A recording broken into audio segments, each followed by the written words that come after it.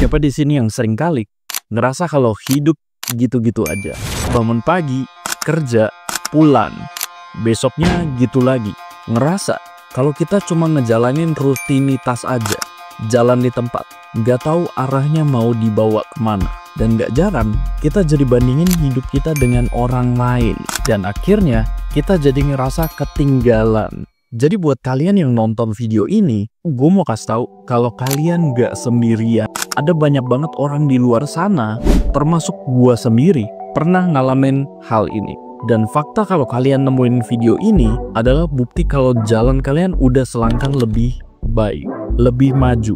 Karena video ini khusus gue bikin buat kalian yang punya keresahan, mau ngubah hidup jadi lebih baik, tapi bingung mau mulai dari mana. Secara harfiah, yang kalian alami dinamain quarter life crisis atau midlife crisis.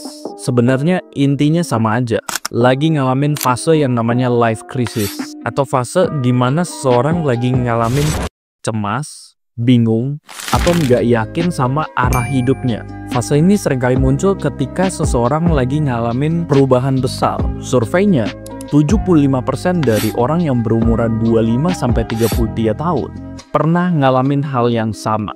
Fakta menariknya, krisis ini sebenarnya proses yang alami dan bisa jadi titik balik buat kalian ngelakuin perubahan. Tapi caranya gimana sih? Bingung kan? Seringkali kalian bingung karena nggak punya kejelasan di tujuan hidup. Gue cuma mau hidup damai, dapat pasangan yang baik, semuanya tercukupi, karirnya juga bagus, tanpa bener-bener tahu apa aja sih yang harus dilakuin buat ngebangun itu semua. Di sini gue bakal saranin kalian pakai metode self-assessment. Ini adalah metode yang dipakai buat review, evaluasi di berbagai aspek kehidupan seseorang, buat menilai apakah aspek-aspek tadi itu udah berjalan sesuai dengan goals-nya. Dan aspek-aspek kehidupan yang penting, di sini gue catat ada 4, karir, pasangan, keuangan, dan pengembangan diri. Tadinya gue pengen bikin ini jadi hubungan sosial, tapi setelah gue survei, 7 dari 10 orang itu ngebuka pikiran gue. Mereka bilang kalau hubungan dengan pasangan itu yang paling berpengaruh ketimbang hubungan sosial lainnya. Karena pasangan adalah cerminan hidup kita. Mereka bisa jadi motivator dan partner yang bikin kita berkembang, atau malah bisa jadi penghambat yang bikin kita jalan di tempat. Makanya penting banget buat punya pasangan yang sejalan dengan tujuan dan hidup kita, yang bisa saling support dan menghargai satu sama lain. Dan self-assessment ini gue bagi jadi 3 bagian biar lebih gampang dimengerti. Kita masuk ke part yang pertama. Apa masalahnya? Kalian bisa mulai tanya sama diri kalian sendiri secara jujur, apa sih yang bener-bener dirasain. Dan gue udah buat pertanyaan dari keempat aspek tadi. Apakah gue udah puas sama pekerjaan atau karir sekarang? Apakah gue ngerasa hubungan yang dijalanin ngasih kebahagiaan atau malah jadi beban? Apakah keuangan gue udah baik dari sebelumnya? Dan yang terakhir, apakah ada keterampilan yang perlu dikembangin atau goals yang belum tercapai? Setelah tahu permasalahannya, kita bisa masuk ke part kedua. Kenapa itu jadi masalah? Di sini gue bakal ngasih contoh jawaban versi gue sendiri, dan kalian bebas banget buat bikin versi kalian sendiri. Untuk jawaban di aspek yang pertama, enggak. Rasanya karir gue nggak akan kemana-mana. Gue ngerasa stuck dan nggak punya kesempatan buat berkembang atau naik posisi. Memang pekerjaan yang terasa monoton atau nggak ada tempat buat berkembang, pastinya bikin kita jadi nggak semangat, nggak termotivasi. Masa gue udah kerja bertahun-tahun tapi masih gitu-gitu aja? Kurang tantangan atau peluang buat naik jabatan seringkali bikin rasa bosan dan nggak puas jadi muncul. Aspek yang kedua, nggak bahagia karena sering konflik dan kurangnya komunikasi. Hubungan yang banyak konflik, apalagi nggak dapat support, seringkali jadi beban emosional yang bisa pengaruhin kehidupan kita. Pekerjaan juga pastinya terganggu karena tingkat stresnya juga jadi tinggi.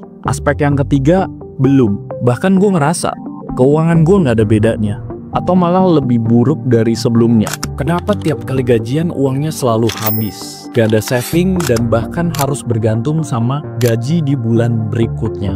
Dan yang terakhir, ada banyak skill yang pengen gue pelajari dan goals yang belum kesampaian tapi nggak punya waktu.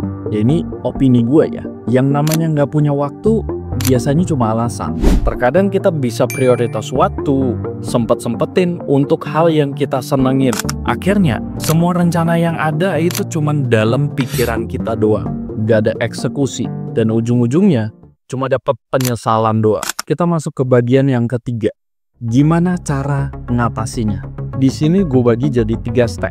Mulai dari tetapin tujuan jangka pendek, lalu buat komitmen, bisa harian, mingguan, bulanan, dan yang terakhir evaluasi secara berkala. Step yang pertama, buat ngeliat kalau tujuan kalian buat jadi expert di bidang tertentu, itu apa sih yang harus dilakuin? Ini harus konkret. Contoh buat karir.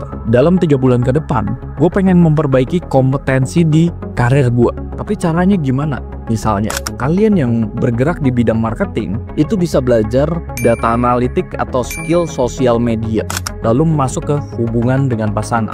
Mulai rutin buat quality time kayak nonton atau makan malam tanpa gangguan apapun.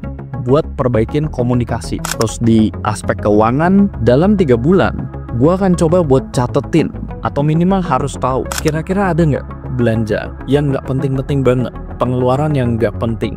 Gue kepengen buat bisa komunikasi dengan lancar. Gue akan mulai latihan komunikasi dengan baik lewat baca buku, ikut seminar, dan networking. Setelah tetapin tujuan, kalian harus mikirin kira-kira apa aja sih yang harus dilakuin biar tujuan jangka pendeknya itu jadi tercapai, yaitu dengan bikin komitmen.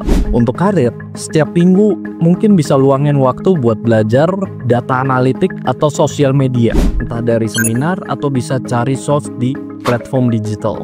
Lalu untuk hubungan, jadwalin dan luangin waktu buat quality time dengan konsisten, biar bisa komunikasi dan tahu apa yang dirasain sama pasangan kita. Setelah ketahuan pengeluaran apa yang ternyata nggak benar-benar penting, kalian bisa alokasin buat yang lainnya, mungkin ke tabungan atau investasi.